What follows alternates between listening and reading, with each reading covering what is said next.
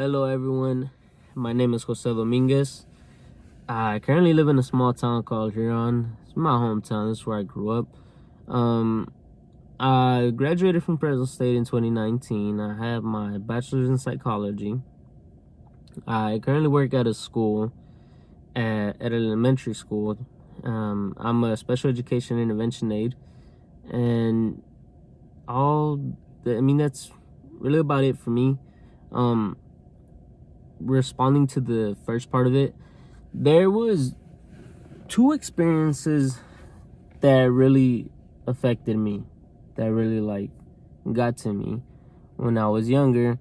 One was bullying, and then the second one was a bit of some maybe discrimination. I'm not too sure. I'm not trying to label it or anything like that, but the first one happened when it was in summer school. So I was going to, I believe 4th grade is when the bullying started.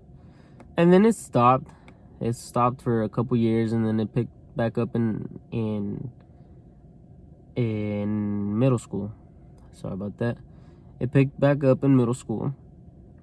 And that's when it really started to get to me, cuz I just felt scared, I just felt like, what am I going to do? It wasn't even anything that the kid wanted anything from me. It's just, kid has issues of his own. Let's just say the family isn't the best. And he had issues of his own, and it's just I happened to be the one that he was picking on. And it really wasn't until a friend ended up helping me. I didn't tell anybody. I wouldn't tell anybody, and it really took a toll on me, because I just stopped going to school for a while, and I didn't know the implications of it. I didn't know what was gonna come out from it. And it's like my mom was gonna be the one that was gonna get in trouble. My parents were gonna be the ones that were gonna get in trouble because I wasn't going to school. I just didn't want to go to school. But that happened, and then I did eventually end up telling my mom what was really going on. I'd just tell her I'm sick or whatever. And then once a friend helped out, it made it a lot easier for me to actually speak up.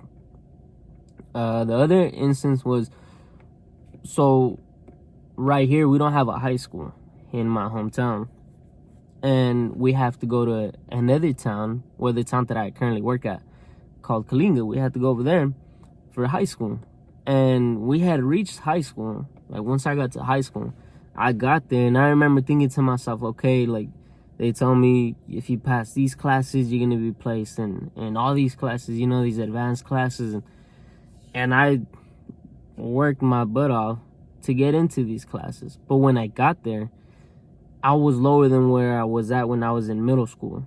So I got to the high school, and I was taking still middle school courses. I was placed in middle school courses. Some, not all of them, but it's just the math and my English. I was supposed to be in AP English, but even the teachers were advocating for me to be placed in AP English, but for some reason it just didn't happen.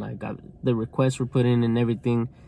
The math teacher that I had, she even told me, she was like, hey, what are you doing here? Why are you in this class? And I just told her, I don't know. I've already talked to who I needed to talk to, but I never realized that I never talked to the counselor. I just wasn't aware of, I didn't really even know what a counselor was. In middle school, it was non-existent. There was one, but he was non-existent. I had one conversation with him, and that was it.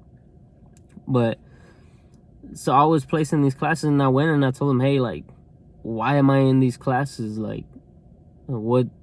What's the problem with that? And I was talking to the secretary. I wasn't even talking to the counselors or to the faculty that was gonna get something done for me.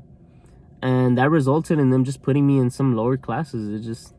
And it kind of carried on. It's just, there wasn't much that I could do. It seemed like every time that even if I passed the test, it didn't matter.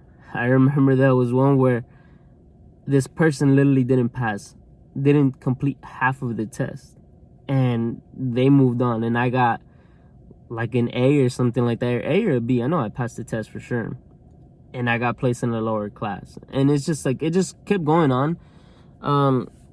But that is what it is. The thing that I would say that, like, what I would tell myself, what I would tell my younger self, and what I would do as a counselor is I try to do presentations. It's getting a little darker in here. I try to do presentations and about bullying to begin with, and just advocating for yourself as an individual, making sure that you know that the counselor is there to help, telling the students, making sure that they know that the counselor is there to help and that they will help them, and that they'll go about it the way they want to go about it, like the way the student wants to go about it. And I feel like it kind of applies for both things.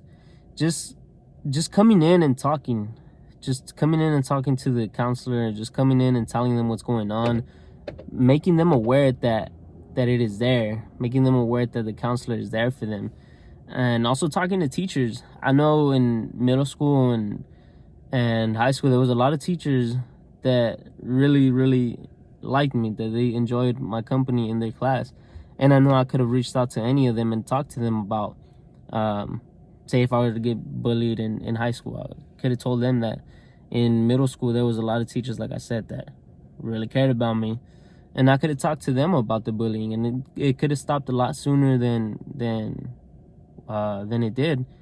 But really just advocating for myself, I think I would tell myself, and hopefully that I can, like, get kids to advocate for themselves, and like I said, just knowing that there is help for them, that there's always someone there that cares for them, that will be there for them.